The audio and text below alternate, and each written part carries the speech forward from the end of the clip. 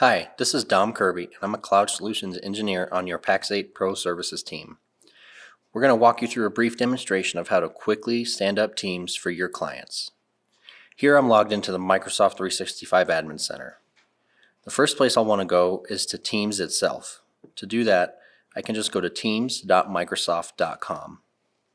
Right now, even if your admin account is not licensed, Microsoft will provision a free Teams license that is good through January 2021. If the account does not yet have a license that you're using, just give it a couple minutes and Teams will appear for you.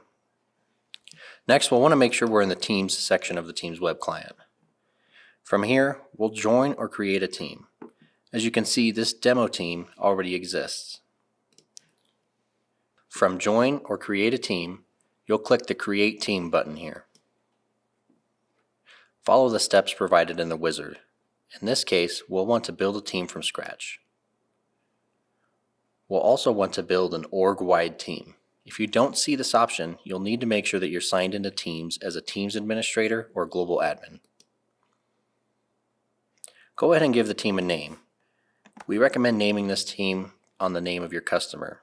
This makes sure that everyone knows exactly where to go when they start accessing Teams, and it's also how our end user training has been built for you.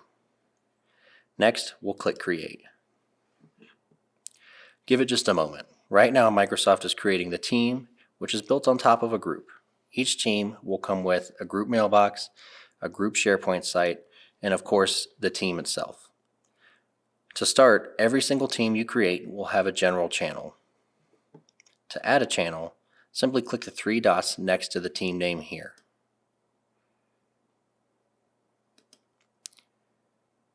I'm going to call this channel Work From Home Updates. Here you can give an optional description of the channel. This is helpful if you have a lot of channels or you want to be more precise as to what should be going on in this channel. Finally, there's two kinds of channels we can create. One is a standard channel. This is the default type, and everyone that is a member of the team can access this channel. Your next option is a private channel. If you create a private channel, only people you specify after you click Next will be able to access this channel. For this channel, I'm going to leave it standard since I need everyone to see our work from home updates. You can also see a checkbox here. Automatically show this channel. If I check this box, by default, everyone will see this channel and when we post updates to it. Since this is important news for the whole company, I'm going to go ahead and check this.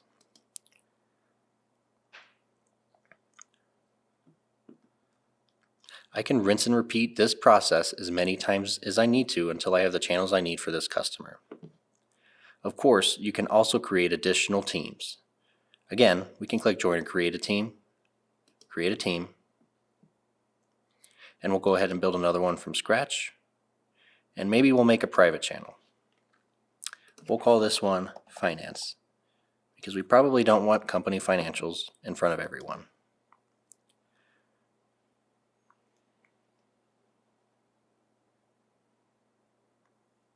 Once the team's done creating, you'll see a spot where you want to add members.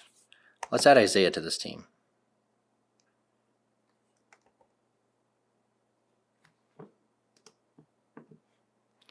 I'll go ahead and click Add. We'll wait just a moment. See Isaiah here, he's a member, but I can also make him an owner. An owner of a private team can manage members and other settings within the team, where a member can just contribute to the content that's already there. We're going to leave Isaiah as a member since only Megan should be managing this team. Now that we have a finance team, we can rinse and repeat the same process for this team to add channels, but keep in mind that only members of the finance team will be able to see them. If I need to add additional members, I can click the three dots next to the team, and I can click Add Member. I can also go to Manage Team, check Pending Requests, view the Members tab, manage the channels, general settings, and more. Back here in the Pending Requests tab, you'll see any request that someone has submitted to be added to the team. This typically happens when a member of the team requests that you add another member as the team owner. The next spot you'll want to go to manage teams is the Teams Admin Center. To get there, you'll need to log into the Microsoft 365 Admin Center with a Global Admin or Teams Admin account. Click Show All. Scroll down until you see Teams Admin Center. Right here. From there, you'll be brought to the Microsoft Teams Admin Center. Here on the left is the menu of all the different sections. Depending on the plans you have enabled in this tenant, some of these options, such as voice, might not be visible to you. The core place we want to manage things right now is the Teams section. We can go to Manage Teams, and from the Backend Admin Center here, we can create public or private teams. Please note that right now you cannot create org-wide teams from this Admin Center. You'll need to do it from the Microsoft Teams front end. From there, we can see a bird's eye view of what's going on in all of the teams in the organization. For example, here on the Sales and Marketing team, I can see at a glance that there's 2 channels. It has 20 members and 2 of those members are owners. This guest column is an important thing to pay attention to. A guest is an external user that may have been invited into a team. I can also dive into teams.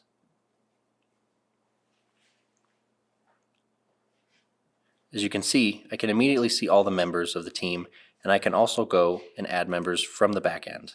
This is a great way to do quick administration tasks within teams.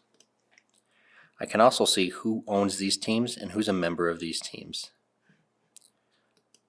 In this tab, I can manage channels, add channels, and modify channel settings.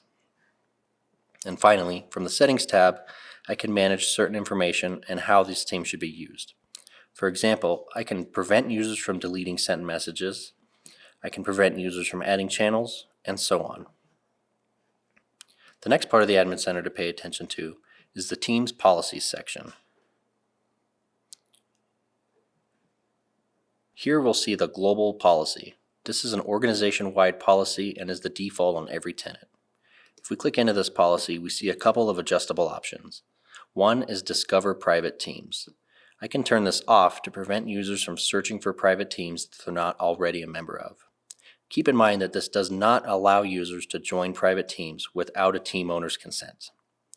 The next option here is to disable private channels. Remember that channels are underneath teams and that we demonstrated you can create channels with a separate user list than the team itself. If you want to block that functionality, flip this switch to off. That's it for the basic administration of teams for remote workers.